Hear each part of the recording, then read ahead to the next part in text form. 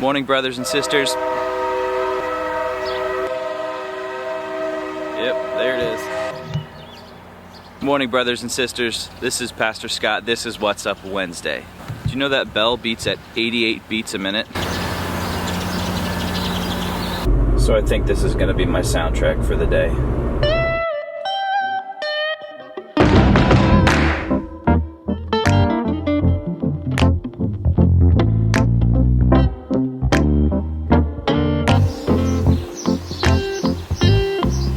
It is Wednesday, July the 5th. Hopefully your July 4th weekend of great frivolity and partying was amazing. This Saturday we're having our Resonate night of worship. We're inviting the broader community to come join us. What a great time it will be. We'll have about an hour or so of music and worship together at the home of Frank and Siobhan Clements. Thanks guys for being our gracious hosts once again. So join us at 6 o'clock at the home of Frank and Siobhan Clements. It'll be a great time.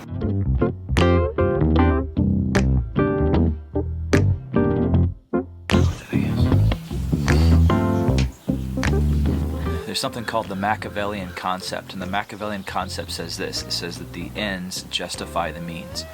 That is that we want an outcome, and so whatever it takes to get there is okay, as long as the outcome is all right. Now, most of us would say that the ends don't justify the means, but the way that we live, though, is, hey, I want this outcome, so I'm going to manipulate or contort or twist things in order to get to the outcome that I want. Sometimes that shows up in a really insidious form, but most of the times it's actually quite subtle. So we'll be anxious in order to get the outcome that we want, even though that doesn't really accomplish anything. Now, I know that this isn't a short lesson for me, it's a long-term lesson. But one of the things that God is continually teaching me is that He is way more interested in the process than the product. Here's what I mean by that.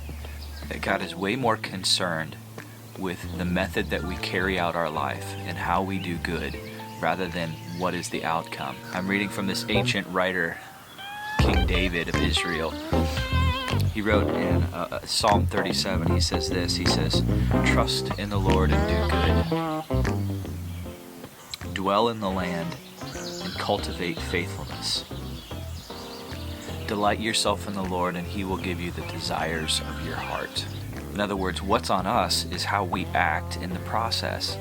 What's on God is what comes out in the product. Can you trust Him for your outcome? Can you trust Him for your reputation? Can you trust Him for the honor that you experience? He's entrusted us with the means, but let's let Him handle the ends.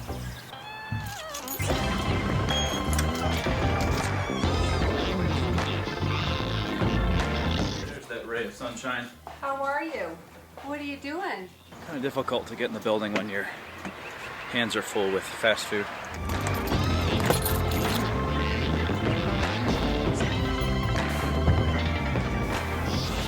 All right. So let me talk just a little bit about Grace Fellowship's relationship with Grace Community Church. I've been on staff with Grace Community Church for the last 5 years, and it is an amazing place that we love so dearly.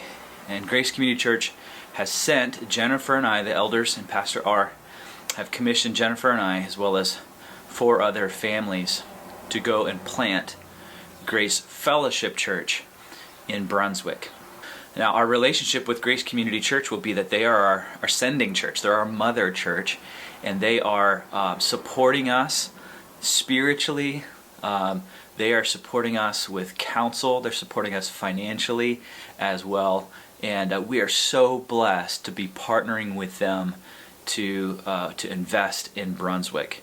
And our goal would be that 5 years down the road, we're starting another church. That together we're planting somewhere again in Frederick County to touch every zip code for the sake of the gospel. Now, while we're partners with Grace Community Church, we're also autonomous from Grace Community Church. That is, that it's not, the elders aren't telling me how to do ministry in Brunswick.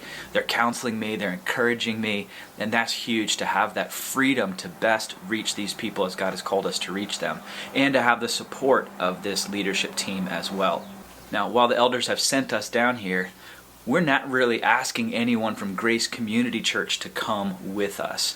We believe that God has called those at Grace Community Church to dig their roots in deeply there and continue to serve and impact the kingdom in Frederick and in Middletown.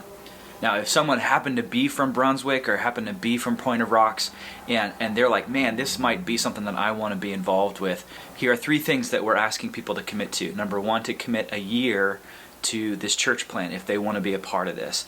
After that year, they can go right back, commit to giving at Grace Fellowship to support the ministry of Grace Fellowship. And 3, to commit to serving.